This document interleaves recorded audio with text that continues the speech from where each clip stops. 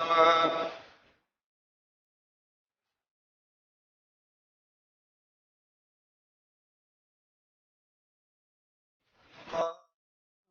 لله نحمده ونصلي على رسوله الكريم اما بعد فاعوذ بالله من الشيطان الرجيم بسم الله الرحمن الرحيم والضحى والليل اذا سجى ما ودعك ربك وما قلى وللآخرة خير لك من الاولى والضحى قسم ہے چاشت کے وقت کی جب سورج کی روشنی چڑھنے لگتی ہے، واللیل اذا سجا اور قسم ہے رات کی جب وہ چھا جائے، جب وہ تاریک ہو جائے، ما ودعک نہیں چھوڑا، ودع نہیں چھوڑا تجھ کو، ربو کا تیرے رب نے، وما قلا اور نہ تیرا رب تجھ سے ناراض ہوا، وَلَلْآخِرَةُ خَيْرٌ لَكَ مِنَ الْأُولَى اور آپ کے لیے آخرت اس اولا سے یعنی دنیا سے بہتر ہے۔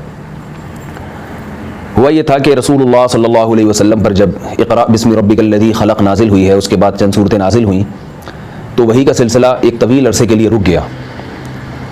مشرکین مکہ آپ صلی اللہ علیہ وسلم کو طعنہ دیا کرتے تھے کہ کہاں گیا آپ کا رب، کہاں گئے جبریل۔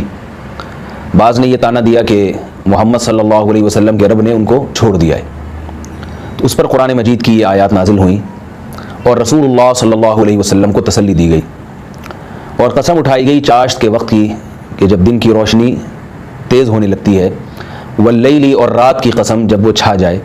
تو اس قسم میں اشارہ دیا گیا کہ جیسے دن کے اوقات ایک جیسے نہیں رہتے، کبھی تو بہت تیز روشنی ہوتی ہے اور کبھی انتہائی تاریکی ہوتی ہے، تو ایسے ہی حالات مختلف رہتے ہیں، اللہ کے اپنے بندوں کے ساتھ معاملات بھی مختلف رہتے ہیں۔ اس کائنات کا نظام اسی پہ چل رہا ہے کہ ایک جیسے یہ کائنات نہیں چلتی بلکہ اس میں اتار چڑھاؤ ہوتا رہتا ہے، تو اسی طرح وحی کی روشنی کبھی ہوگی اور کبھی ظلمت ہوگی۔ تو اللہ تعالیٰ کی حکمت ہے، جب اللہ تعالیٰ مناسب اللہ تعالیٰ کی حکمت تقاضا کرے گی کہ روشنی ہونی چاہیے تو اللہ وحی نازل کریں گے، اور جب اللہ چاہیں گے کہ اس وقت وحی نازل نہ ہو تو وحی نازل نہیں ہوگی۔ تو اس لیے فرمایا کہ والضحیٰ قسم ہے چاشت کی اور قسم ہے رات کی، اذا سجا جب وہ پھیل جائے، جب وہ تاریک ہو جائے، ما ودعک نہیں چھوڑا تجھ کو، ودع الوداع کا لفظ اردو میں استعمال ہوتا ہے، چھوڑنا ہم کہتے ہیں نا کہ بھائی اس کو آج الوداعی پروگرام ہے یا الوداع کرنے جا رہا ہوں، تو ودع کا لفظ یہ اردو کے لفظ میں بھی استعمال ہوتا ہے تاکہ آپ کو اس کا ترجمہ یاد رہے۔ تو میری کوشش ہوتی ہے کہ جو قرآن مجید میں جو الفاظ ایسے ہیں جو اردو میں بھی استعمال ہوتے ہیں تو میں ان کا اردو حوالہ دے دیتا ہوں، اس سے اس قرآن مجید کی آیت کا ترجمہ یاد کرنے میں آسانی ہوتی ہے۔ ما ودعک ربک نہیں چھوڑا تجھے سے مراد کون؟ اے محمد صلی اللہ علیہ وسلم، اے محمد صلی اللہ علیہ وسلم آپ کے رب نے آپ کو نہ تو چھوڑا ہے، وما قلا اور نہ آپ سے ناراض ہوا۔ یہ مشرکین آپ کو غلط طعنے دے رہے ہیں، اور آگے فرمایا وَلَلْآخِرَةُ خَيْرٌ لَكَ مِنَ الْأُولَى آپ کے لیے جو آخرت کی زندگی ہے اس دنیا کی زندگی سے بہتر ہے۔ تو یہ طعنے ہیں، یہ لوگوں کی طرف سے مصائب ہیں، یہ مصیبتیں ہیں، یہی ختم ہو جائیں گی۔ ان طعنوں کی پرواہ نہ کریں اور اپنے کام میں لگے رہیں۔ آگے اللہ تعالیٰ نے اپنے انعامات گنوائے ہیں جو آپ صلی اللہ علیہ وسلم پر اللہ تعالیٰ نے کیے، کہ اگر اللہ نے آپ کو چھوڑنا ہوتا تو جب آپ کمزور تھے، جب اس سے بھی زیادہ قسمہ پرسی کی حالت میں تھے، تو اس وقت اللہ تعالیٰ آپ کو چھوڑ دیتا۔ جب اس حالت میں اللہ نے آپ کو نہیں چھوڑا اور آپ کی نگہداشت کا بھی انتظام کیا، آپ کی مالی کفالت کا بھی انتظام کیا، تو اب اس حالت میں لا کے جب آپ کو نبوت مل گئی اور آپ سے پوری دنیا کا کام لینا ہے، اس حالت میں آپ کا رب آپ کو کیسے چھوڑے گا؟ تو آگے فرمایا الم یجدک یتیما فآویٰ کیا تیرے رب نے تجھے یتیم نہیں پایا؟ یہ سوال کے لیے استعمال ہوتا ہے۔ لم کا معنی ہے نہیں، یجد یہ موجود سے نکلا ہے، اردو میں یہ لفظ موجود استعمال ہوتا ہے۔ یجد کا کیا آپ کو موجود نہیں پایا اس نے، یتیم فآویٰ اور اس نے آپ کو ٹھکانہ دے دیا۔ مأوا آپ کہتے ہیں اس ٹھکانے کو یا جگہ کو، تو آوا کا معنی ٹھکانہ دینا، یعنی اللہ فرماتے ہیں کہ آپ تو یتیم تھے، رسول اللہ صلی اللہ علیہ وسلم کے والد آپ صلی اللہ علیہ وسلم کی پیدائش سے پہلے انتقال کر چکے تھے۔ آپ کو معلوم ہے جس کا باپ موجود نہ ہو وہ بیچارہ کیسی در در کی ٹھوکریں کھاتا ہے، لیکن اللہ تعالیٰ نے آپ کی کفالت کا انتظام کیا۔ سب سے پہلے آپ کے دادا حضرت عبد المطلب کے دل میں محبت ڈالی، انہوں نے اپنے پوتے کو پالا، اور دادا کے انتقال کے بعد آپ کے چچا ابو طالب نے آپ کو پالا۔ تو اللہ فرماتے ہیں ہم نے یتیم تھے آپ، ہم نے آپ کی کفالت کا انتظام کیا۔ الم یجدک یتیما فآویٰ ووجدک عائلا فاغنی ووجدک ضالا فہدی ہم نے آپ کو ضال پایا، فہدی ہم نے آپ کو ہدایت دی۔ یہاں ضال کا مطلب عام طور پر تو ضال کا مطلب ہوتا ہے کہ سیدھا راستہ نہ ملے، تو سیدھا راستہ نہ ملے اس کے دو درجات ہوتے ہیں، ایک تو یہ کہ آپ گمراہی کے راستے پہ چل رہے ہوں، اور ایک یہ کہ آپ کو جتنی ہدایت چاہیے اتنی ابھی موجود نہ ہو، تو ان دونوں کو عربی میں ضال کے لفظ سے تعبیر کیا جاتا ہے۔ اس لیے جو محقق علماء ہیں وہ اس آیت کا ترجمہ کرتے ہیں کہ ووجدک ضالا کہ ہم نے آپ کو شریعت سے بے خبر پایا، فہدی سو ہم نے آپ کو شریعت سے باخبر کر دیا، یعنی نبوت سے پہلے آپ اسلام سے واقف نہیں تھے، وہ گمراہی تو نہیں تھی جو زمانے جاہلیت میں لوگ شراب میں، شرک میں اور بدکاریوں میں لگے ہوئے تھے. اس گمراہی سے تو اللہ نے اپنے نبی کو ہمیشہ سے بچایا ہے, اور یہ اللہ ان گناہوں سے اور ان برائیوں سے تمام پیغمبروں کو اللہ بچاتے ہیں, نبوت سے پہلے بھی اور نبوت کے بعد میں بھی. لیکن ایک ہوتی ہے ہدایت کاملہ, یعنی شریعت کا کامل علم کہ کیا چیز حلال ہے, کیا حرام ہے, جنت اور جہنم کا تفصیلی علم. وہ علم اللہ تعالیٰ نے آپ صلی اللہ علیہ وسلم کو نبوت کے بعد عطا فرمایا ہے. تو اسی کو یہاں تعبیر کیا وَوَجَدَكَ ضَالًّا فَهَدَىٰ, کہ آپ کو ہم نے شریعت سے بے خبر پایا سو باخبر کر دیا. اسی کو قرآن میں دوسرے مقام پہ فرمایا مَا كُنْتَ تَدْرِي مَا الْكِتَابُ وَلَا الْإِيمَانُ وَلَكِنْ جَعَلْنَاهُ نُورًا نَهْدِي بِهِ مَن نَّشَاءُ مِنْ عِبَادِنَا. اے محمد صلی اللہ علیہ وسلم, آپ یہ نہیں جانتے تھے کہ کتاب کیا ہے اور ایمان کیا ہے. آپ اللہ کے کلام سے بھی واقف نہیں تھے اور آپ ایمان کی تفصیلیات سے بھی واقف نہیں تھے, لیکن ہم نے آپ کو یہ کتاب دی اور ہم نے اس کو نور بنایا جس کے ذریعے آپ خود بھی ہدایت حاصل کر رہے ہیں اور لوگوں کو بھی اس کے ذریعے سے ہدایت دے رہے ہیں. تو اسی کا یہاں پر تکرار ہے وَوَجَدَكَ ضَالًّا فَهَدَىٰ وَوَجَدَكَ عَائِلًا فَأَغْنَىٰ. عائل محتاج کو کہتے ہیں, عربی میں عائلہ کہتے ہیں محتاجی. وَوَجَدَكَ, اور آپ کو اللہ نے موجود پایا, عائلاً مسکین, غریب, فقر و فاقہ والا, فَأَغْنَىٰ, تو غنی بنا دیے. یہ کب بنایا؟ جب رسول اللہ صلی اللہ علیہ وسلم کی عمر 25 سال کی ہوئی تو آپ صلی اللہ علیہ وسلم بہت قسم پرسی کی حالت میں مالی لحاظ سے, تو حضرت خدیجہ رضی اللہ تعالی عنہا نے آپ کو نکاح کا پیغام بھیجا ہے. اور اس لیے پیغام بھیجا کہ ان کے پاس مال بہت تھا مگر انہیں کوئی تجارت کے لیے ایماندار آدمی نہیں مل رہا تھا. انہوں نے رسول اللہ صلی اللہ علیہ وسلم کی شہرت کے بارے میں شہرت سنی کہ آپ صلی اللہ علیہ وسلم صادق ہیں, امین ہیں, تو مزاربت پہ انہوں نے آپ صلی اللہ علیہ وسلم کو پیسہ دیا جس سے نفع کمایا. آپ صلی اللہ علیہ وسلم کو بھی اس کا بہت مالی فائدہ ہوا اور حضرت خدیجہ کو بھی بہت مالی فائدہ ہوا. تو اسی طرف اس آیت میں اشارہ ہے وَوَجَدَكَ عَائِلًا, کہ ہم نے آپ کو غریب اور مسکین پایا, فَأَغْنَىٰ, سو ہم نے آپ کو غنی کر دیا. آگے اللہ تعالیٰ فرما رہے ہیں کہ ہم نے جب آپ پر یہ نعمتیں کی ہیں تو ان نعمتوں کا آپ نے بھی شکر ادا کرنا ہے. کیا شکر ہے؟ فَأَمَّا الْيَتِيمَ فَلَا تَقْهَرْ, بس جب بھی کوئی یتیم آپ کے پاس آئے, فلا تقہر, قہر کا مطلب غالب آنا, جھڑکنا, تو آپ اس پر غالب نہ آئیں, آپ اس پر ظلم نہ کریں. جیسے اللہ تعالیٰ نے آپ کے لیے بچپن میں یتیمی میں کفالت کا انتظام کیا تو بطور شکر کے آپ نے بھی یتیموں کی کفالت کا انتظام کرنا ہے. اور رسول اللہ صلی اللہ علیہ وسلم نے اس پر عمل کیا. آپ صلی اللہ علیہ وسلم نے حضرت ام سلمہ رضی اللہ تعالی عنہا کو نکاح کا پیغام بھیجا. حضرت ام سلمہ نے عرض کیا, یا رسول اللہ, میرے چھوٹے چھوٹے بچے ہیں اور میری عمر بھی زیادہ ہے, میں آپ سے کیسے نکاح کر لوں, بچے کیسے کہاں چھوڑ کے جاؤں گی میں. ان کے شوہر شہید ہو چکے تھے. تو آپ صلی اللہ علیہ وسلم نے فرمایا کہ جہاں تک عمر کا مسئلہ ہے فَأَنَا أَسَنُّ مِنْكَ, میری عمر تم سے بھی زیادہ ہے. اور رہا بچوں کا مسئلہ فَإِلَى اللَّهِ وَإِلَى رَسُولِهِ, تو وہ اللہ اس کے رسول کے حوالے, یعنی بچے بھی لے آؤ. صحیح بخاری صحیح مسلم کی حدیث ہے کہ آپ صلی اللہ علیہ وسلم نے ان بچوں کو بھی اپنی کفالت میں رکھا ہے اور ان بچوں کی آپ صلی اللہ علیہ وسلم نے تربیت فرمائی ہے. تو اسی آیت پر عمل کرتے ہوئے فرمایا فَأَمَّا الْيَتِيمَ فَلَا تَقْهَرْ, بس آپ یتیم کو جھڑکیے نہیں, یتیم پر ظلم نہ کیجیے. وَأَمَّا السَّائِلَ فَلَا تَنْهَرْ, اور مانگنے والے کو جھڑکیے مت. نہر کا مطلب جھڑکنا, کسی کو ڈانٹنا. تو جو آپ کے پاس مانگنے کے لیے آئے, کیونکہ وہ بھی فقیر ہے, وہ بھی محتاج ہے, تو جیسے آپ محتاج تھے اللہ نے غنی کر دیا, تو اب کوئی دوسرا اگر محتاج ہے تو آپ بھی اس کو غنی کرنے کی کوشش کریں اور اس کو جھڑکیے نہیں. تو رسول اللہ صلی اللہ علیہ وسلم اس پر بھی بہت مضبوطی سے عمل فرمایا کرتے تھے. اس کے بہت سارے سیرت میں واقعات ہیں کہ ایک سائل آیا نبی صلی اللہ علیہ وسلم کے پاس, اس نے آپ صلی اللہ علیہ وسلم سے کچھ مانگا, آپ کے پاس مال غنیمت کا ریوڑ تھا, آپ نے اس کو وہ ریوڑ دے دیا. اس نے اور مانگا, آپ نے اور دے دیا. اس نے اور مانگا, آپ نے اور دے دیا. یہاں تک کہ بعض صحابہ نے رسول اللہ صلی اللہ علیہ وسلم سے عرض کیا, یا رسول اللہ, یہ تو اس کو تو پتہ ہے کہ آپ صلی اللہ علیہ وسلم نہ نہیں کہتے, تو یہ تو اس کا گویا کہ ناجائز فائدہ اٹھا رہا ہے اور مانگتا چلا جا رہا ہے. تو آپ صلی اللہ علیہ وسلم نے فرمایا کہ یہ میری زبان سے لا کا لفظ نکلوانا چاہتا ہے, نہیں, اور میں محمد صلی اللہ علیہ وسلم نہیں کہہ سکتا. پھر وہ مسلمان ہو گیا تھا, وہ شخص جس کے ساتھ آپ صلی اللہ علیہ وسلم نے تعاون کیا, اور اس نے اپنی قوم کو بھی جا کے دعوت دی, اور اس نے کہا کہ اگر یہ سچے نبی نہ ہوتے تو یہ اتنی سخی نہ ہوتے. یہ ایسے نبی ہیں کہ یہ فقر و فاقہ سے ڈرتے نہیں ہیں, یہ مکمل خرچ کر دیتے ہیں اور ان کو ڈر نہیں ہوتا کہ میں کل کیا کھاؤں گا اور کل میرے لیے کیا انتظام ہوگا.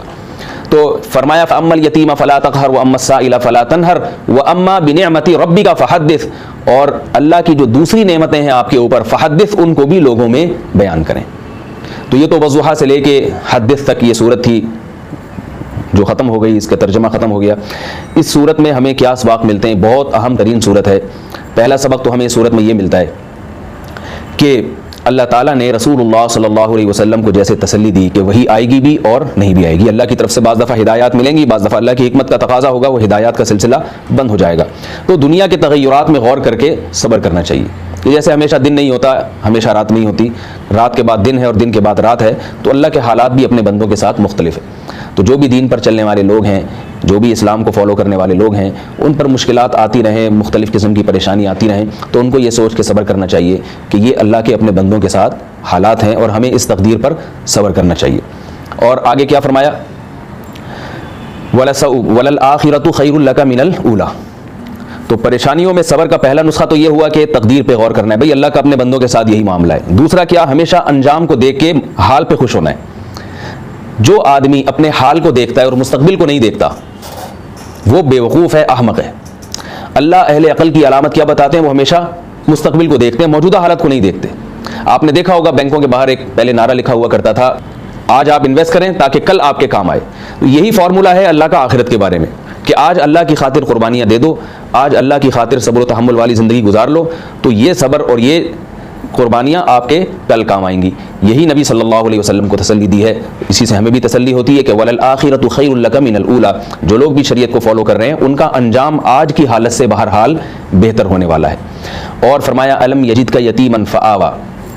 اس میں اللہ تعالیٰ نے اپنے حبیب صلی اللہ علیہ وسلم پر 3 نعمتوں کا ذکر کیا ہے اور 3 قسم کے شکر کا حکم دیا ہے۔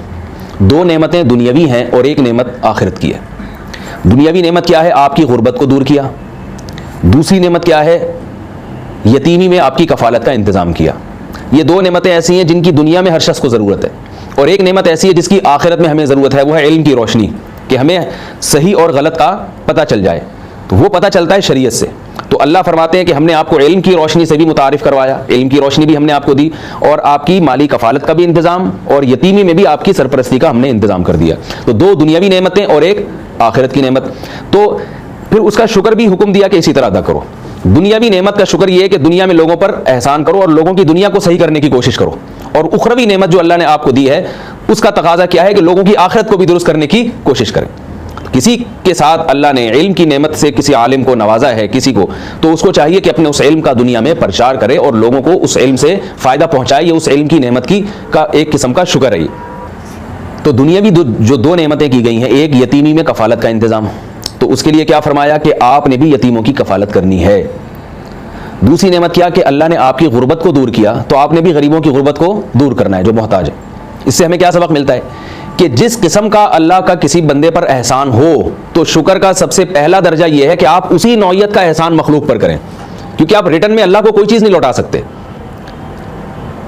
ایسا نہیں ہو سکتا کہ آپ اس کے پیسے اللہ کو دے دیں یا وہی احسان آپ اللہ پہ کر لیں۔ تو اللہ کیا کہتے ہیں کہ وہی احسان کس پر کر لو؟ میری مخلوق پر۔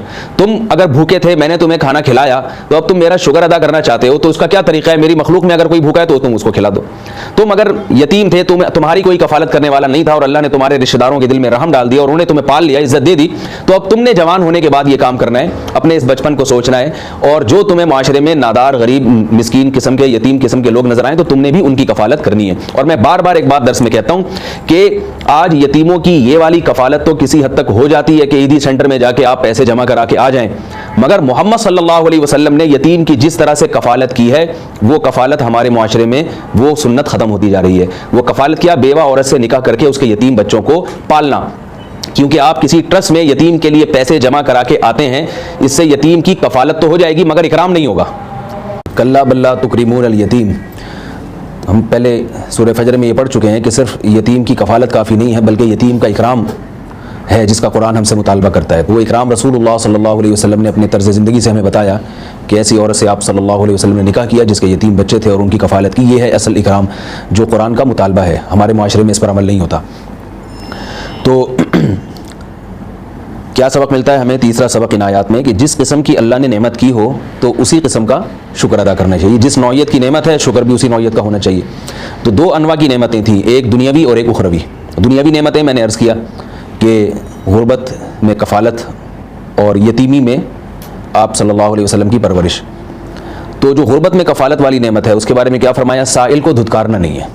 قرآن مجید میں اور بھی مقامات پر مانگنے والے کا حق اللہ نے بیان کیا ہے۔ فرمایا اہل جنت کی علامت ہے وفی اموالہم حق للسائل والمحروم، کہ اہل جنت کی اللہ تعالیٰ نے سورہ معارج میں جو علامات بیان کی، ان میں ایک علامت یہ بھی کہ مانگنے والوں کا ان کے مال میں حق ہوتا ہے، ان کے مال میں باقاعدہ ان کے لیے ایک حصہ ہوتا ہے۔ لیکن یہ بات خوب اچھی طرح سمجھ لینی چاہیے کہ مانگنے والوں سے یہاں پروفیشنل جو بھکاری ہیں وہ مراد نہیں ہیں، بلکہ وہ لوگ جو مستحق ہیں۔ اس زمانے میں اکثر مستحقین مانگا کرتے تھے۔ آج ایک بہت بڑا طبقہ ہے جو پروفیشنل بھکاریوں کا ہے، پیشہ ور بھکاریوں کا ہے۔ ان کے بارے میں علماء نے صاف طور پہ لکھا ہے کہ ان میں سے اگر کوئی مستحق نہیں ہے تو اس کو دینا شریعت میں جائز نہیں ہے، کیونکہ اس سے بھیک مانگنے میں ان کی یہ صفت میں اضافہ ہوگا اور اس عیب میں اضافہ ہوگا۔ اور رسول اللہ صلی اللہ علیہ وسلم نے ناحق بھیک مانگنے سے بہت سختی سے منع کیا ہے۔ حدیث میں آتا ہے رسول اللہ صلی اللہ علیہ وسلم نے فرمایا جس نے بھیک مانگی بلا ضرورت شدیدہ تو قیامت کے دن اس کے چہرے پر گوشت نہیں ہوگا، کیونکہ اس نے اپنے آپ کو لوگوں کے سامنے ذلیل کیا، تو اللہ اس کے چہرے سے گوشت ہٹا کے قیامت کے دن اس کے چہرے کو لوگوں کے سامنے ذلیل اور رسوا کریں گے۔ تو یہ دو جو دنیاوی نعمتیں تھیں ان کا تو اللہ نے حل بتایا، شکر کا طریقہ بتایا۔ اور جو دینی نعمت ہے وہ کیا ہے؟ وَوَجَدَكَ ضَالًّا فَهَدَىٰ، کہ ہم نے آپ کو شریعت سے بے خبر پایا سو باخبر کر دیا۔ اس کے لیے بھی اسی سائل کے لفظ میں شکر کا طریقہ بتایا گیا ہے کہ سائل دو قسم کے ہوتے ہیں، ایک آپ سے اپنی حاجت کے بارے میں سوال کرنے والا جو مالی حاجت ہے، اور ایک سوال وہ ہے جو علمی حاجت ہے۔ ایک آدمی غریب ہے علم کے لحاظ سے تو اس کی علم اس جہالت کی غربت کو بھی دور کرنا ہے، اور ایک آدمی مالی لحاظ سے غریب ہے تو اس کی اس مالی غربت کو بھی دور کرنا ہے۔ تو سائل صرف پیسے مانگنے والا نہیں ہوتا، کوئی بھی کسی عالم سے جب کوئی مسئلہ پوچھتا ہے، شریعت کی کوئی بات پوچھتا ہے، تو اس کو بھی اصطلاح میں سائل ہی کہا جاتا ہے، سوال کرنے والا۔ رسول اللہ صلی اللہ علیہ وسلم کے پاس دونوں قسم کے سائلین آیا کرتے تھے، علم کی پیاس بجھانے والے سائلین بھی اور مال کی رغبت رکھنے والے سائلین بھی۔ تو اس آیت میں ان دونوں سائلین کے بارے میں حکم ہے کہ آپ نے کسی کو بھی ان میں سے جھڑکنا نہیں ہے۔ کوئی علمی پیاس اگر لے کر آتا ہے، آپ سے بات پوچھنا چاہتا ہے، تو آپ صلی اللہ علیہ وسلم کی ذمہ داری ہے کہ آپ صلی اللہ علیہ وسلم اس کے اس مسئلے کا اس کو جواب دیں۔ ہاں یہ ضرور ہے کہ اگر کوئی اپنے نظام کو مینیج کرنے کے لیے کوئی سائلین کے لیے وقت کی پابندی لگا دے کہ بھئی اس وقت سے اس وقت تک آ سکتے ہیں، یہ میرے آرام کا ٹائم ہے، تو اس کی شریعت نے اجازت دی ہے۔ یعنی اس کا یہ مطلب نہیں ہے کہ جب بھی کوئی بھی سائل آپ کے دروازے پہ آگے کھڑا ہو جائے تو آپ کے آرام اور کھانے پینے کا خیال نہ کرے اور آپ اس کو ہمیشہ وقت دیتے رہیں، یہ مطلب نہیں ہے۔ مطلب یہ کہ اگر آپ کو کوئی حاجت نہیں ہے تو پھر سائل کے حق کو مقدم رکھنا پڑے گا۔ اور اس میں ہمیں یہ بھی سبق ملتا ہے کہ رسول اللہ صلی اللہ علیہ وسلم کے دنیا سے جانے کے بعد اب جو آپ صلی اللہ علیہ وسلم کے وارثین ہیں علم کے، ان کی ذمہ داری ہے کہ ان کو اللہ نے علم دیا علماء کو، تو وہ بھی سائلین کو نہ جھڑکیں، بلکہ جو کوئی مسئلہ پوچھنا چاہتا ہے اس کی علمی پیاس کو بجھائیں اور اس بارے میں تکبر نہ کریں۔ اگر وہ تکبر کریں گے تو اللہ نے ان کو جو علم دیا ہے یہ اس علم کی نعمت کی ناقدری ہوگی۔ اور اس سے ہمیں یہ بھی سبق ملتا ہے کہ علم اگر دنیاوی ہو دینی نہ ہو تو اس کے بھی شکر کا طریقہ اس آیت میں اللہ نے بتا دیا، یعنی اشارہ دے دیا ہے کہ اگر آپ ڈاکٹر ہیں، آپ کو میڈیکل سائنس کا علم ہے آپ کے پاس، تو اب آپ وہ اپنے ساتھ قبر میں لے کے نہ جائیں۔ کتنے حکیم ہیں جن کو بہت ساری بیماریوں کے نسخے معلوم تھے، کہا جاتا ہے کہ وہ ان نسخوں کو لے کے قبر میں دفن ہو گئے، کہیں ہمارے بعد لوگ ہماری اس محنت سے فائدہ نہ اٹھانا شروع کر دیں کہ محنت ہم نے کی اور پیسہ کوئی اور کمائے۔ یہ علمی بخل ہے جس سے اس آیت میں روکا گیا ہے۔ اگر آپ کو حکمت کا علم ہے تو آپ وہ لوگوں کو دے کے جائیں، آپ میڈیکل سائنس میں مہارت رکھتے ہیں تو آپ اس کے بارے میں اپنی ریسرچ اپنی تحقیقات لوگوں کے سامنے رکھیں، کیونکہ جس دماغ کے ذریعے محنت کے ذریعے آپ نے یہ علم حاصل کیا ہے، یہ صلاحیتیں آپ کو اللہ نے دی ہیں۔ سب سے بڑی برائی کیا ہے؟ ہم اپنی ہر صلاحیت کو اپنا سمجھنا شروع کر دیتے ہیں۔ تو ایک ڈاکٹر کہتے ہیں میری ریسرچ ہے، میں نے جب اتنی تحقیق سے ایک چیز حاصل کی ہے تو میں فری میں لوگوں میں کیوں بانٹوں گا؟ تو یہاں آ کے ساری خرابی پیدا ہوتی ہے کہ آپ اپنا کمال جب سمجھتے ہیں تو پھر آپ نعمت کی ناقدری کرتے ہیں۔ تو اللہ فرما رہے ہیں اپنا کمال نہ سمجھو، یہ ہماری دین ہے، دماغ صلاحیت اور یہ سب محنت کی توفیق اور یہ صحت ہم نے دی ہے، ان ہماری صحتوں سے تم نے فائدہ اٹھا کے یہ علم حاصل کیا ہے۔ لہذا سائل کسی بھی نوعیت کا ہو، مال مانگنے والا ہو، علم مانگنے والا ہو، پھر علم چاہے دنیاوی ہو یا دینی ہو، تمہیں اپنے علم سے لوگوں کو سیراب کرنا ہے، یہ نعمت کی قدر ہوگی۔ اور آگے فرمایا وَأَمَّا بِنِعْمَةِ رَبِّكَ فَحَدِّثْ، یہ ایک اصول اور ضابطہ بیان کر دیا کہ شکر کا سب سے کم درجہ یہ ہے کہ آپ پر جب اللہ کوئی انعام اور احسان کرے تو آپ بتائیں لوگوں کو کہ میرے اوپر اللہ کا یہ فضل ہے، اس کا اقرار کریں۔ آج ہم اس اللہ کی دی ہوئی نعمتوں کا اقرار کرتے ہوئے ہم جھجک اور شرم محسوس کرتے ہیں۔ اوپر سے تو بعض لوگ کہہ رہے ہوتے ہیں اللہ کا دیا بہت کچھ ہے، اندر سے دل کھل رہا ہوتا ہے، کہتے ہیں کچھ بھی نہیں ہے، غربت ہے، مہنگائی ہے۔ تو اللہ فرماتے ہیں کہ بہت ساری اللہ کی آپ پر نعمتیں ہیں، ان نعمتوں کو آپ لوگوں کے سامنے بیان کریں۔ تو جیسے محمد صلی اللہ علیہ وسلم کو حکم ہے تو آپ صلی اللہ علیہ وسلم کے واسطے سے ہم کو بھی اس بات کا حکم ہے کہ ہم پر جب اللہ کوئی نعمت کرے تو ہم لوگوں میں اس کو بیان کریں، شو مارنے کے لیے نہیں بلکہ اللہ کا شکر ادا کرنے کے لیے کہ بھئی اللہ نے یہ احسان مجھ پر کیا، یہ سب اللہ کا دیا ہوا ہے، اور اللہ نے مجھ پر یہ بھی احسان کیا، اللہ نے مجھ پر یہ بھی احسان کیا۔ اس کو آپ یوں سمجھیں کہ سورہ یوسف میں اللہ تعالیٰ نے حضرت یوسف علیہ السلام کا واقعہ بیان کیا۔ یوسف علیہ السلام کو جب کنویں سے نکال کے لے جایا گیا ہے، مصر کے بازار میں فروخت ہوئے، کتنی آزمائشوں سے گزرے ہیں، کنویں میں جانا، پھر تہمت لگنا، پھر جیل کی زندگی گزارنا۔ لیکن جب یوسف علیہ السلام کی حضرت یعقوب علیہ السلام سے اور اپنے والد محترم سے ملاقات ہوتی ہے تو قرآن سے صاف پتہ چلتا ہے کہ یوسف علیہ السلام اللہ کے انعامات کا تذکرہ تو کر رہے ہیں، لیکن پوری زندگی جو آزمائشیں آئی ہیں ان آزمائشوں کا تذکرہ نہیں ہو رہا۔ وقد احسن بی اذ اخرجنی من السجن، حضرت یوسف کے الفاظ پہ غور کیجیے، اپنے والد سے کہہ رہے ہیں کہ میرے رب نے مجھ پر اس وقت بھی احسان کیا جب مجھے کنویں سے نکلوایا اس نے. اب کنویں میں جانے کا تذکرہ نہیں ہو رہا، کنویں سے نکلنے کا تذکرہ ہو رہا ہے. تو وجاء بکم من البدوی، اور میرے رب نے آپ پر احسان کیا، اے میرے والد، آپ کو اور آپ کے بیٹوں کو گاؤں کی زندگی سے اٹھا کے شہر کی زندگی میں لے آیا ہے. اب سوچئے ہم اگر اس موقع پر ہوتے تو ہم کہتے ہیں یہ تو ایک حادثہ ہوا ہے کہ آپ گاؤں سے شہر میں آ گئے، اور یہ حادثے کے پیچھے بڑی غمزدہ داستان ہے، بڑی طویل زندگی ہے، ابا کیا بتاؤں آپ کو میں. لیکن اس پورے واقعات میں جو اللہ تعالیٰ کے کام ہیں، ان کاموں میں اچھے اچھے پہلو کو ہائی لائٹ کیا جا رہا ہے، نمایاں کیا جا رہا ہے کہ بھائی اور کیا چاہیے آپ کو، گاؤں کی زندگی سے اللہ شہر کی زندگی میں لے آیا. میں کنویں میں گیا تھا لیکن اللہ نے کنویں سے نکالنے کا انتظام کیا، مجھ پر تہمت لگی، اللہ نے برات کا انتظام کر دیا. تو یہ ساری باتیں اللہ تعالیٰ جو ہے نا قرآن مجید میں ذکر کر رہے ہیں کہ اللہ کے نیک بندوں کی یہ صفت ہوتی ہے کہ وہ نعمتوں کا تذکرہ زیادہ کرتے ہیں اور آزمائشوں کا تذکرہ یا تو کرتے ہی نہیں ہیں، اور کرتے ہیں جب ضرورت ہو، کوئی مشکل ہو، جیسے آپ کسی کے سامنے اپنی حاجت کو سامنے رکھتے ہیں تاکہ وہ آپ کی حاجت دور ہو جائے، تو وہ ایک تو عذر ہے. آپ ڈاکٹر کے سامنے اپنی بیماری کو بیان کرتے ہیں تاکہ وہ آپ کا علاج کر سکے، یہ تو ایک عذر ہے. بلا وجہ اپنی پریشانیوں کو لوگوں کے سامنے بیان کرنا یہ بھی اللہ کی نعمتوں کی ناقدری ہے. تو ہمیں ان آیات میں یہ بھی سبق ملتا ہے. اللہ تعالیٰ ہمیں ان آیات سے اور اس سورت سے جتنے اسباق ملتے ہیں ان تمام اسباق کو اپنی زندگیوں میں لانے کی توفیق عطا فرمائے. حضرت مفتی صاحب، میرا پہلا سوال آپ سے یہ ہے کہ اللہ کے محبوب صلی اللہ علیہ وسلم جس طرح آپ نے فرمایا کہ آپ پہ پہلے فقر تھا پھر بعد میں غنا ہوا، لیکن ہم تو یہ دیکھتے ہیں کہ آخر جب اللہ کے نبی صلی اللہ علیہ وسلم کی وفات ہوئی ہے، جب تک اما عائشہ رضی اللہ تعالیٰ عنہ فرماتی ہیں کہ بھائی چراغ میں جو تیل ہے وہ بھی نہیں تھا، وہ بھی میں مانگ کے لائی تاکہ میں چراغ جلا سکوں. تو ہم تو دیکھتے ہیں کہ آخر وقت تک آپ پہ فقر کی حالت رہی اور آپ فرما رہے ہیں کہ آپ کو اللہ نے غنی کر دیا. آپ نے جو یہ سوال کیا کہ اللہ تعالیٰ تو قرآن مجید میں فرما رہے ہیں کہ ہم نے آپ کے فقر و فاقہ کو دور کر دیا، لیکن احادیث سے پتہ چلتا ہے کہ آپ صلی اللہ علیہ وسلم تو موت تک فقر و فاقہ میں مبتلا رہے ہیں. اس سوال کا جواب یہ ہے کہ غربت کی دو قسمیں ہیں، ایک اختیاری اور ایک اضطراری. اضطراری کہتے ہیں کہ آپ کے پاس دولت ہے ہی نہیں سرے سے، نہ دولت کمانے کے وسائل اور ذرائع ہیں. نبی صلی اللہ علیہ وسلم جب تک 25 سال کے نہیں تھے اور آپ کی حضرت خدیجہ سے شادی نہیں ہوئی تھی تو آپ کی غربت تھی اضطراری، یعنی آپ صلی اللہ علیہ وسلم کے پاس وسائل ہی نہیں تھے. جب آپ صلی اللہ علیہ وسلم کے پاس وسائل آئے ہیں اور اللہ نے آپ کو غنی کر دیا تو وسائل کے ہوتے ہوئے بھی آپ صلی اللہ علیہ وسلم نے اپنے اختیار سے پھر غربت کو پسند کیا ہے. اس کی مثال ایسے ہے کہ جیسے ایک آدمی کے پاس پیسے ہی نہیں ہیں اور ایک وہ آدمی ہے جس کے پاس پیسے آتے ہیں مگر وہ صبح شام ہونے سے پہلے سارے پیسے صدقہ کر دیتا ہے، شام کو پیسے آئے تو صبح ہونے سے پہلے سارے پیسے صدقہ کر دیتا ہے. اب کہنے کو تو یہ مالدار ہے کیونکہ پیسہ بہت ہے، لیکن اس کی حالت کیسی ہوگی؟ غریبوں اور مسکینوں جیسی. تو آپ صلی اللہ علیہ وسلم کا دل اتنا بڑا تھا اور اتنی سخاوت تھی آپ صلی اللہ علیہ وسلم میں کہ جب حضرت خدیجہ رضی اللہ تعالی عنہا سے نکاح کے بعد آپ کے پاس پیسہ آیا ہے، اسی طرح جب جنگوں میں مال غنیمت آیا ہے یا آپ صلی اللہ علیہ وسلم کو جو ہدایہ ملا کرتے تھے صحابہ کرام کی طرف سے، تو آپ صلی اللہ علیہ وسلم اس کو رکھتے نہیں تھے کیونکہ آپ صلی اللہ علیہ وسلم کے دل میں طبعی طور پر پیسے کی ذرا بھی محبت نہیں تھی. یہی وجہ ہے کہ آپ صلی اللہ علیہ وسلم کو اللہ نے اختیار دیا کہ یہ سونے کا پہاڑ ہم بنا دیتے ہیں احد کا. تو آپ صلی اللہ علیہ وسلم نے فرمایا کہ نہیں، میں یہ چاہتا ہوں کہ ایک دن پیٹ بھر کے ملے تو اللہ کا شکر ادا کروں اور ایک دن بھوکا رہوں تو پھر صبر کروں. تو یہ تاریخی واقعات، جیسے میں نے بھی بتایا کہ ایک سائل آیا، آپ صلی اللہ علیہ وسلم نے بکریوں کا ریوڑ دیا اس کو. تو ریوڑ جب ہی دیا نا جب آپ کے پاس تھا، تو جب تک تھا اس وقت تک آپ مالدار تھے، لیکن جب وہ سائل مانگتا چلا گیا اور آپ اس کو دیتے چلے گئے تو وہی نوبت ہے کہ پھر شام کو کھانے کے لیے گھر میں روٹی نہیں ہے. تو یہ نبی صلی اللہ علیہ وسلم کی اختیاری چیز تھی جو غربت، جو آپ صلی اللہ علیہ وسلم نے اس کو اختیار کیا. تو اس طرح سے ان دونوں چیزوں میں تطبیق ہو جاتی ہے. البتہ اس پر ایک سوال ہو سکتا ہے جو آپ نے کیا تو نہیں لیکن میں خود اس کو دہرا دیتا ہوں کہ بھئی ہمیں تو نبی صلی اللہ علیہ وسلم کی سنتوں کو فالو کرنے کا حکم ہے، لقد کان لکم فی رسول اللہ اسوۃ حسنہ.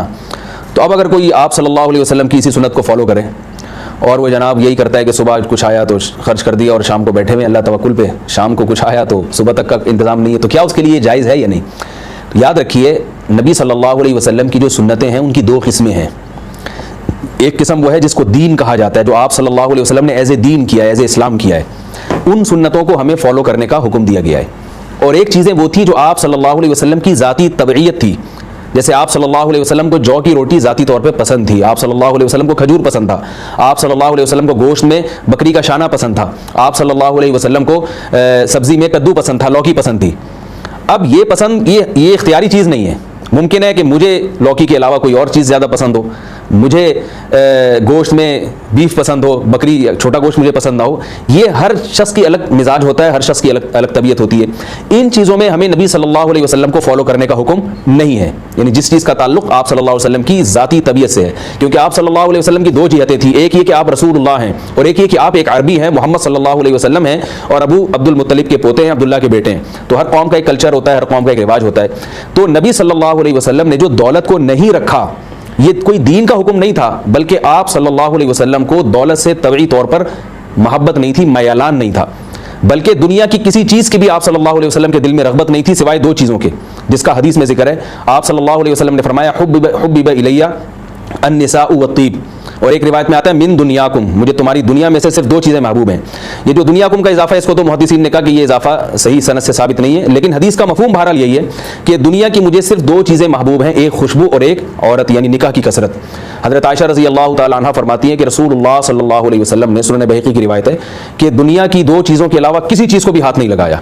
ایک آپ صلی اللہ علیہ وسلم کے دل میں اللہ نے عورت کی رغبت رکھی تھی، تبھی آپ صلی اللہ علیہ وسلم نے نکاح بہت کثرت سے کیے، اور دوسری دنیا کی چیزوں میں آپ کو محبوب تھی خوشبو. اور اتنی زیادہ آپ صلی اللہ علیہ وسلم نے خوشبو کا استعمال کیا، اتنا زیادہ کہ صحابی کہتے ہیں کہ نبی صلی اللہ علیہ وسلم جب گھر سے نکلتے تھے تو خوشبوؤں کے جھونکوں سے ہمیں اندازہ ہو جاتا تھا کہ آپ صلی اللہ علیہ وسلم اپنے گھر سے نکلیں. تو یہ طبعی رغبت تھی. اب کسی کو خوشبو اتنی زیادہ اچھی نہیں لگتی تو وہ کوئی عیب نہیں ہے اس میں، لیکن طبعی رغبت تھی. تو دنیا کی کوئی چیز آپ کو پسند نہیں، تو اس میں آپ صلی اللہ علیہ وسلم کو کھانا پینا بھی پسند نہیں تھا. ایک روایت میں آتا ہے کہ ایک مرتبہ آپ صلی اللہ علیہ وسلم کے سامنے دودھ میں شہد ڈال کے پیش کیا گیا تو آپ نے پینے سے منع کر دیا. آپ نے فرمایا یہ تو عیش پرستی ہے کہ دودھ اور شہد اتنا، یعنی دونوں چیزیں اکٹھی، حالانکہ دودھ اور شہد ملا کے پینا بالکل جائز ہے. تو یہ طبعی چیز تھی، طبعی یعنی ایک آپ صلی اللہ علیہ وسلم کی ذاتی ایک وہ تھی، اس کو فالو کرنے کا ہمیں حکم نہیں ہے. اگر یہ مذہب ہوتا، اسلام ہوتا، تو پھر سلیمان علیہ السلام کو بھی دنیا رکھنے کی اجازت نہ ہوتی، کیونکہ سلیمان علیہ السلام بھی اللہ کے پیغمبر تھے، آپ نے مال و دولت بھی رکھی، بادشاہت بھی رکھی. اگر یہ ناجائز ہوتی تو جو چیزیں ناجائز ہوتی ہیں وہ ہر ایک کے لیے ناجائز ہوتی ہیں، وہ ایسا نہیں ہوتا کہ ایک پیغمبر کو اس کی اجازت اور دوسرے پیغمبر کو کے لیے وہ جائز ہو. اگر یہ چیز ناجائز ہوتی، حضرت عثمان رضی اللہ تعالی عنہ کو آپ صلی اللہ علیہ وسلم دولت رکھنے کی اجازت نہیں دیتے. صحابہ کرام میں بہت سے دولت مند تھے، بہت سے غریب تھے، تو جو دولت مند تھے ان کو کبھی یہ نہیں کہا گیا کہ بھائی آپ اس بارے میں نبی صلی اللہ علیہ وسلم کو فالو کیوں نہیں کر رہے، کیونکہ وہ سمجھتے تھے کہ بھئی یہ نبی صلی اللہ علیہ وسلم کا ذاتی مزاج ہے. تو اگر آج بھی کسی کا ذاتی مزاج ہے، جو کہ عام طور پہ ہوتا نہیں ہے، تو وہ نہ رکھے دولت، اس کو شریعت نے منع نہیں کیا، لیکن وہ مزاج اس کی ذات کی حد تک ہوگا، اس کے بیوی بچے اس سے مستثنی ہوں گے. بیوی بچوں کے بارے میں حکم یہ ہے کہ ان کو قرآن مجید نے کہا عاشروہن بالمعروف، عرف کے مطابق تم ان کے ساتھ معاملہ کرو. تو عرف میں جو راشن، جو گھر، جو رہائش اور جو نان نفقہ عرف میں دینے کا رواج ہے، وہ شوہر کے ذمے ہے کہ بیوی بچوں کو وہ دے گا. ہاں اگر کسی شخص نے ایسی جگہ شادی کی ہے کہ اس کی بیوی کا بھی یہ مزاج ہے کہ اس کو بھی دولت سے چڑ ہے، جو کہ ہوتا نہیں ہے، نہ اس کا بھی یہ مزاج ہے، تو ٹھیک ہے ہنسی خوشی زندگی گزاریں، صبح کھائیں اور شام کی پرواہ نہ کریں، لیکن ایسا ہوتا نہیں ہے. تو جو نہیں ہوتی جو چیز، تو اس کو ہمیں فالو نہیں کرنا چاہیے. کیونکہ اس پر ایک مثال صادق آتی ہے کہ بھئی وہ کہتے ہیں نا کوا چلا ہنس کی چال اور اپنی بھی بھول لیا.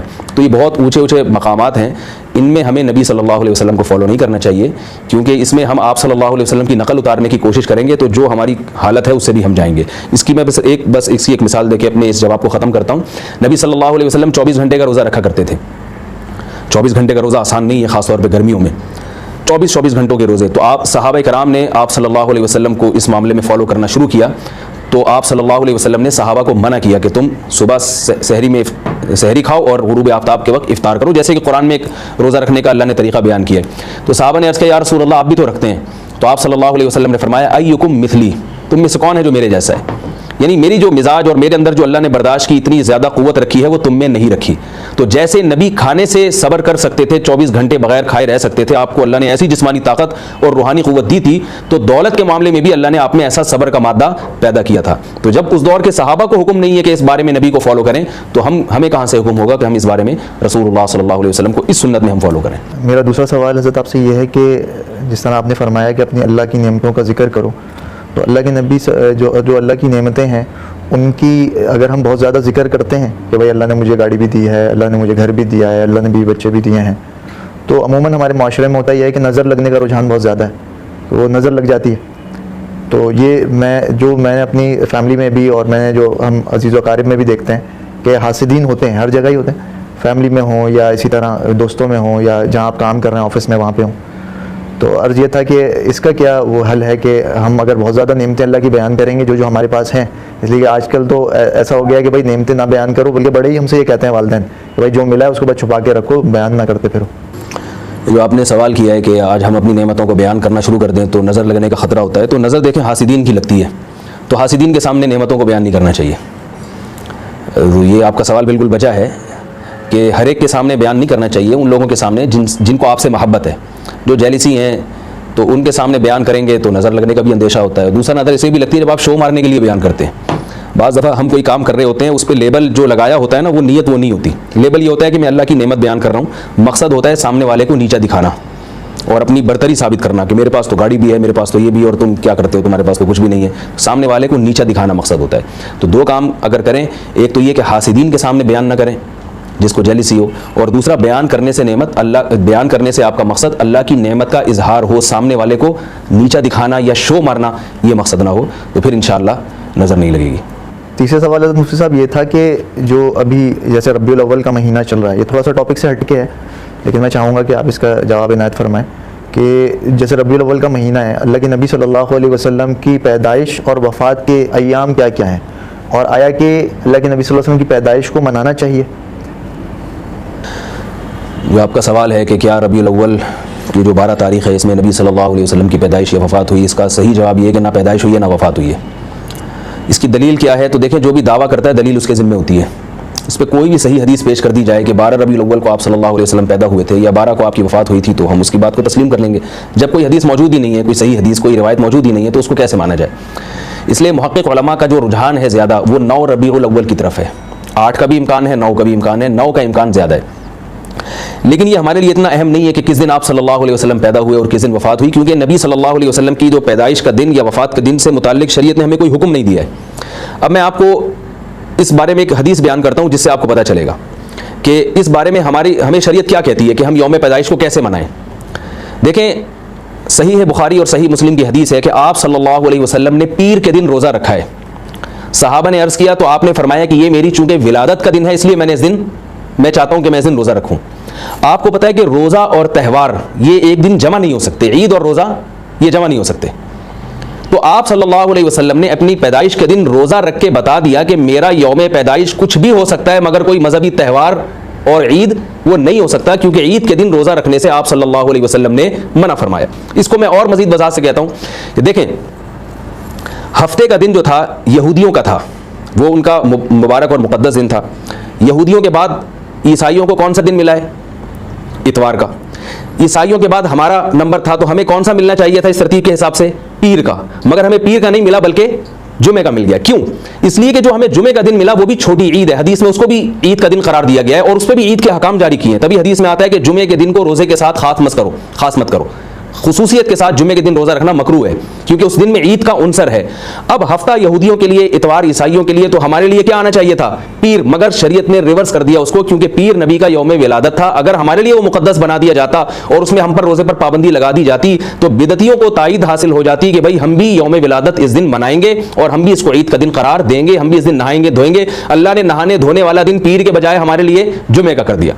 تو یہ تمام باتیں اس بات کا واضح ثبوت ہیں کہ قرآن و سنت میں جو ہمیں یوم ولادت کے بارے میں ہمیں جو کچھ ہدایات ملتی ہیں وہ یہ ملتی ہیں کہ ہم اس دن کو عید کا دن نہیں قرار دے سکتے، ہم اس دن نہا دھو کے اچھے کپڑے پہننا، یہ شریعت اس چیزوں پر پابندی لگا رہی ہے کیونکہ جو عید کا دن ہوتا ہے وہ روزے کا دن نہیں ہوتا۔ تو اس لیے ولادت کے دن میں اس کو سیلیبریٹ کرنا اس کی شریعت میں بالکل بھی اجازت نہیں ہے۔ اللہ اللہ اللہ اللہ اللہ اللہ۔ یہ جو آپ نے سوال کیا کہ نبی صلی اللہ علیہ وسلم نے فرمایا کہ حبب الی النساء والطیب، کہ اللہ نے میرے دل میں عورتوں کی محبت ڈالی ہے، اور اسی کی تشریح میں محدثین نے یہ بات لکھی ہے کہ آپ صلی اللہ علیہ وسلم نے نکاح بہت کثرت سے کیے ہیں۔ تو اس میں حکمت کیا تھی یہ آپ پوچھنا چاہ رہے ہیں کہ کیا حکمت تھی کہ اتنی زیادہ آپ صلی اللہ علیہ وسلم کے دل میں عورت کی طرف رغبت؟ اس کا حافظ ابن حجر رحمہ اللہ تعالی نے بڑا اچھا جواب دیا ہے، اور اس کے علاوہ بھی دیگر شارحین نے جواب دیا ہے۔ جو حافظ ابن حجر رحمہ اللہ نے جو جواب دیا میں اس کو پہلے بیان کروں گا، وہ یہ کہ اسلام ہے دین فطرت۔ علامہ ابن حجر رحمہ اللہ فرماتے ہیں کہ کسی مرد کا عورت کی طرف میلان ہونا یہ اس کے یعنی کامل مرد ہونے کی علامت ہے۔ اللہ نے مرد اور عورت کو جب بنایا ہے تو دونوں کی ایک دوسرے کی طرف اٹریکشن رکھی ہے۔ تو اگر آپ اپنی فطرت پہ کامل ہوگے تو آپ میں جتنی زیادہ مردانگی ہوگی آپ کی اتنی ہی زیادہ عورت کی طرف رغبت ہوگی. یہ عیب نہیں ہے. اسلام دین فطرت ہے, وہ کوئی ایسی بات نہیں کرتا جو ہوائی بات ہو, جو گراؤنڈ ریئلٹیز کے خلاف ہو. اگر ایک آدمی نکاح کرنے والا ہے اور اس کی عورت کی طرف رغبت نہیں ہے تو آپ کیا سمجھتے ہیں کہ یہ میڈیکلی انفٹ ہے. جتنی زیادہ رغبت ہوگی وہ اتنا ہی میڈیکلی فٹ ہے. تو پیغمبر جتنے بھی دنیا میں گزرے ہیں وہ سارے میڈیکلی فٹ ہوتے ہیں, ان میں کوئی بھی انفٹ نہیں ہوتا. اور صحیح بخاری کی حدیث ہے کہ رسول اللہ صلی اللہ علیہ وسلم ایک رات میں اپنی 9 زوجات کے پاس جایا کرتے تھے. جب صحابی رسول نے یہ حدیث بیان کی آگے تو سائل نے سوال پوچھا کہ اوا یطیق ذلک, کیا اتنی قوت تھی کہ آپ صلی اللہ علیہ وسلم ایک رات میں 9 زوجات سے ہم بستری کر لیا کرتے تھے؟ تو انہوں نے فرمایا کہ ہم یہ سمجھا کرتے تھے نبی صلی اللہ علیہ وسلم کی صحت کو دیکھ کر کہ آپ صلی اللہ علیہ وسلم کو اللہ نے 40 مردوں کے برابر قوت دی ہے.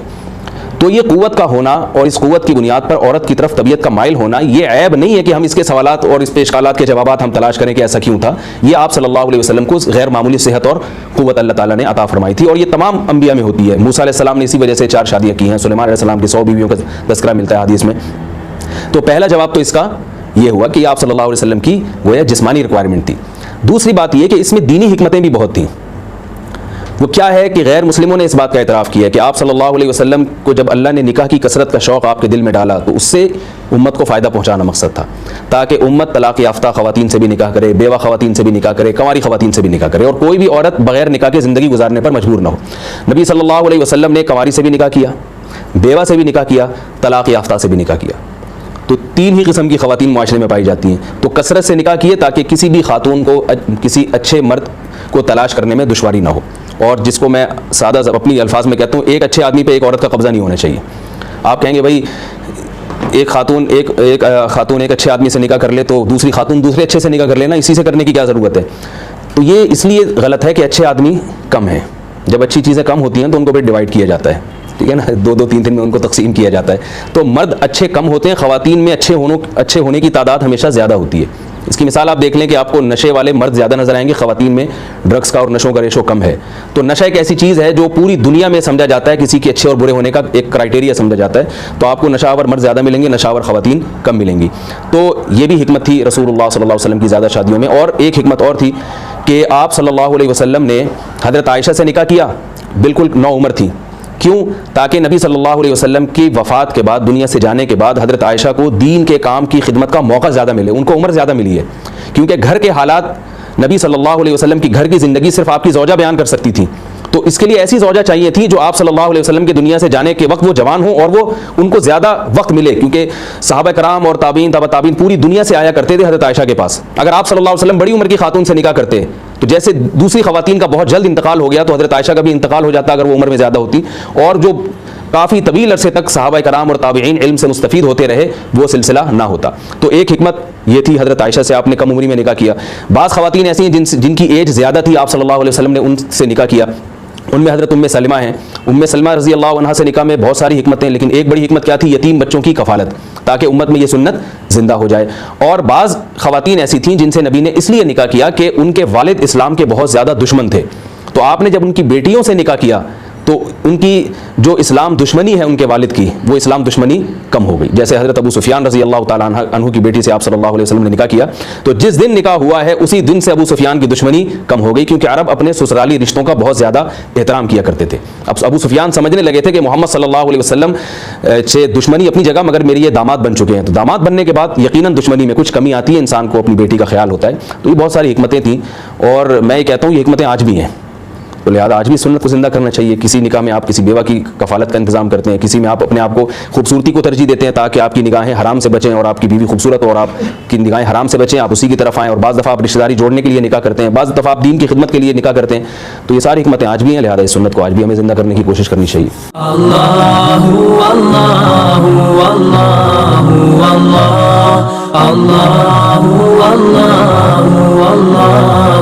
اللہ.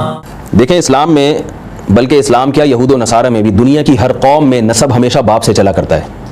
یہ تو اب آ کے چونکہ گوروں میں نکاح کا رواج ختم ہو گیا تو ان کا فیملی سسٹم تباہ و برباد ہو گیا, تو مجبوراً انہوں نے ماں سے پھر خاندان اور نسب کو چلانا شروع کیا ہے. ورنہ گوروں میں بھی, یہودیوں میں بھی, مسلمانوں میں بھی, ہندوؤں میں بھی, سکھوں میں بھی, عیسائیوں میں بھی ہمیشہ دستور رہا ہے کہ نسب کہاں سے چلے گا؟ باپ سے. سید ہے اگر کوئی تو والد اگر سید ہو تو اولاد سید ہوگی, والدہ سے اولاد سید نہیں ہوتی. اگر کوئی خان ہے تو والد خان ہے تو بیٹا خان ہے، والد پنجابی ہے تو بیٹا پنجابی ہے، والد اگر بنگلہ دیش سے ہے تو اولاد بیٹا بنگلہ دیش سے سمجھا جائے گا۔ اور قرآن میں اس کی طرف اشارہ بھی ہے، قرآن نے کہا کہ وَعَلَى الْمَوْلُودِ لَهُ رِزْقُهُنَّ وَكِسْوَتُهُنَّ بِالْمَعْرُوفِ، اللہ نے فرمایا کہ جس کے لیے بچہ جنا گیا ہے تو اس پر لازم ہے کہ جننے والی کا سارا نان نفقہ یہ اٹھائے گا۔ تو اللہ نے عورت کو جننے والی قرار دیا اور کہا کہ جنا کس کے لیے ہے، یعنی ہے کس کا، شوہر کا قرار دیا۔ تو اس سے پتہ چلا ہے کہ ہے بچہ دونوں کا، مگر پہلے نسبت اس کی کس کی طرف ہوگی، باپ کی طرف ہوگی۔